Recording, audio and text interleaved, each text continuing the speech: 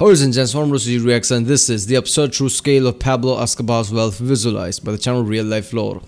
At the height of his power, Pablo Escobar was estimated to be worth around 30 billion in today's money. Damn, that number is very difficult to visualize. However, and the goal of this video is to explore just how completely absurd and unreal making 22 billion a year selling cocaine really is. 30 billion, that's way too high, man, for a, I guess a cartel or any kind of a criminal who was selling some kind of drugs or something. 30 billion is a really massive number, like somebody who owns some kind of a major company, something like that. But this is damn. I don't think anybody was close to him, right, at this scale, selling cocaine or any criminal activity. Pablo Escobar was just ridiculously big. I don't know much about Pablo Escobar, how he became big. I guess one day I'll see if I, can find a good video to react to, I guess, because for the history. RealLifeLore will just tell us, how absurdly high his income was. It's a great channel for things like that, so it's going to be awesome. I recorded quite a few RealLifeLore videos already. If you haven't seen them, check out the cast. There's a playlist I created for it. Check out the playlist too, like Only Sarcastic Production. That's a great channel with all the mythology and things. Internet Historian, Salmonella, Tirzu, things like that. And yeah, let's watch this one. If somebody were to ask you who the richest criminal of all time was, you would probably say that it was Pablo Escobar, and you would definitely be right in saying that, but you may not know exactly just how absurdly rich the man actually was. At the height of Escobar's power, and adjusted for inflation in 2012 dollars, he had an estimated net worth of 30 billion US dollars. Now, $30 billion is a very difficult number to get one's head around, so let's look at this from a different angle. In 1989, Pablo Escobar was estimated by Forbes to be the 7th richest person in the world. If he were alive today and making the same amount of money, he would... In 1989, he was 7th richest in the world. That is ridiculous, man. I mean, in the world there are major companies and chairmen of those companies who are really rich in the entire world. So you'll think that, even if some criminal is really big, he won't crack the top 100. Because those are really big people like oil barons and things like that. Really big people. He was 7th richest. I mean, that is just ridiculous. How did he go? How did he came close to being that rich? How didn't that cause lots of red flags? Like, okay, this is getting way too out of hand, and people and agencies didn't just went ballistic and start to crack down on all of Escobar's places, I guess. Because 7th richest, that's way too high.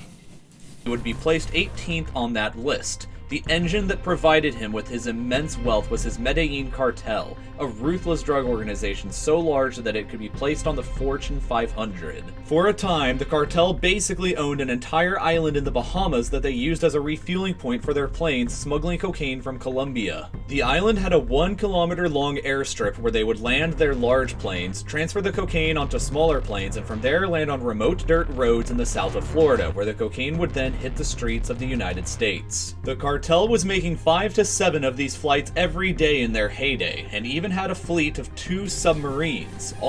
USA is very picky when it comes to their neighbors. How didn't they realize that just an island close to Florida was owned by some criminal or something? How didn't they realize that? How that didn't cause some kind of red flag?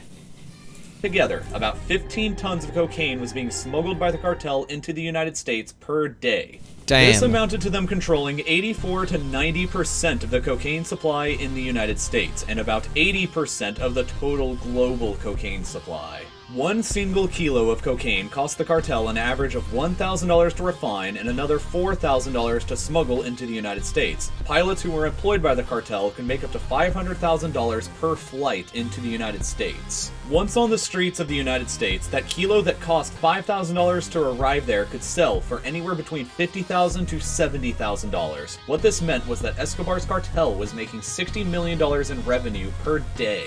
That equals $420 million. Cocaine is the one product whose margin is ridiculous, isn't it? I mean, and then the other drugs too, I guess. I mean, legal drugs too. All the medicine drugs. They have ridiculous margin too.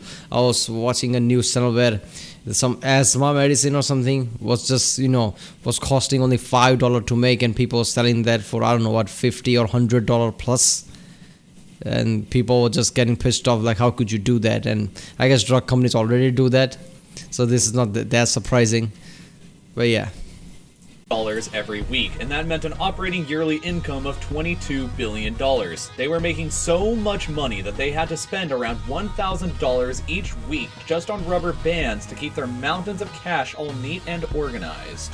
They ran out of places to store their money and had to resort to stashing it in old, worn-down warehouses and even buried it in remote fields. Escobar decided to write off 10% of their monthly revenue simply because that's about how much was being eaten by rats or damaged by water. That's about $2.2 billion every year that was simply being destroyed, and it didn't affect Escobar much at all. This is a man who once burned $2 million in cold cash just to keep his daughter warm. I mean, rather than, thinking that those monies are gone, why not invest in something around the world? I mean, I'm pretty sure there are lots of corrupt countries out there where you could just go and buy lands and places and, just pay a politician here and there and nobody would bat an eye. So just buy properties, I guess.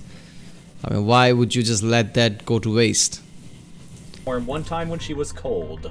Now, let's get some perspective on these numbers. As stated earlier, these numbers are so astronomically high that they're very difficult to visualize. Let's think about how the average yearly income for somebody in Colombia today is $5,194. That means that today it would take 4,235,657 average Colombians to combine their yearly incomes just to match Pablo Escobar's. Moving over to the United States for a comparison, the average yearly household income here is $51,939. That means that the average household in the United States would have to work for 1,155 years, saving all of the money that they made in the process just to equal the same amount of money that Pablo Escobar's Medellin cartel was making in just...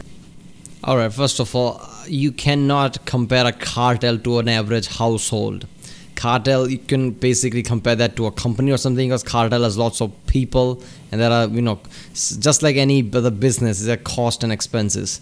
So compare it with a business or a household. Even if you compare Pablo Escobar to any average person, that's still weird. I mean, why bring that statistic up? You could do the same thing with any billionaires to an average household.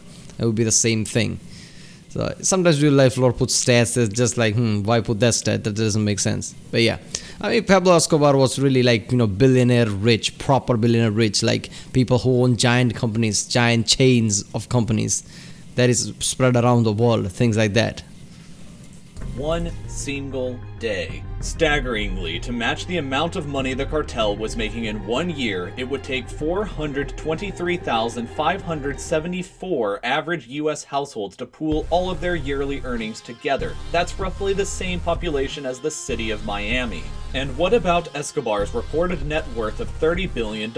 That value is so high, it's roughly equivalent to the entire 2016 GDP of Paraguay, a country with a population of 6,783,000 people. If the Medellin cartel at its peak was actually listed as an American company on the Fortune 500 today, it would be placed as the 129th largest company by yearly revenue, just making more money than the Union Pacific Railroad Company, while also making more money than Starbucks, Staples, Kohl's, Southwest Airlines, and even Facebook. So more than Starbucks, more than an airline, more than a Facebook. That puts into perspective like how rich this cartel was. Because Starbucks is basically everywhere. They even started in here in India. Richer than an airline, richer than Facebook, goddamn. But all of this wealth couldn't possibly last forever. Escobar's cartel was responsible for an estimated 3,500 murders, 500 of whom were police officers in the city. Yeah, I'm pretty sure it number would have been much higher than 3,500. If, they operated for that long and had this much money and business was so widespread, I'm pretty sure the death rate would be much higher. It's just you don't know the people that they killed, I guess. This is the only people you know. Of Medellin. Escobar himself was gunned down in a hail of bullets on the 2nd of December in 1993, and his cartel and wealth largely died with him. What? So thank you for watching this video. How poor management did that guy had? I mean, if somebody kills Pablo Escobar, that's it. Your entire business crumples. That means your business was weak to begin with. I mean, no successor, no nothing. I mean, that's the fear basically law organization have, the fear that if you attack just the head of any cartel, that's not going to do much. because that's just like, the guy would be replaced by somebody else. But in this case, just kill Pablo Escobar and everything just fell apart. That's just weak, man. I mean, that TV show Wire, it's basically based around that. Like, you have to take down entire entire whatever crime, I don't know how to say, a crime gang, rather than just kill the head of the gang. But yeah, seriously, man, that guy was seriously rich. I mean, that's way too high money. Even thinking today, that's like, proper rich guy. Like, if there was Illuminati, he would get an invitation or something. Like, yeah, you're rich enough, come in. Alright, people, that was Pablo Escobar's wealth visualized by RealLifeLore. If you like my reaction to food, like and subscribe. Check out the reaction. There's a link in the description. Check out the Cast World playlist. Check out the end cards, and I'll see you next time.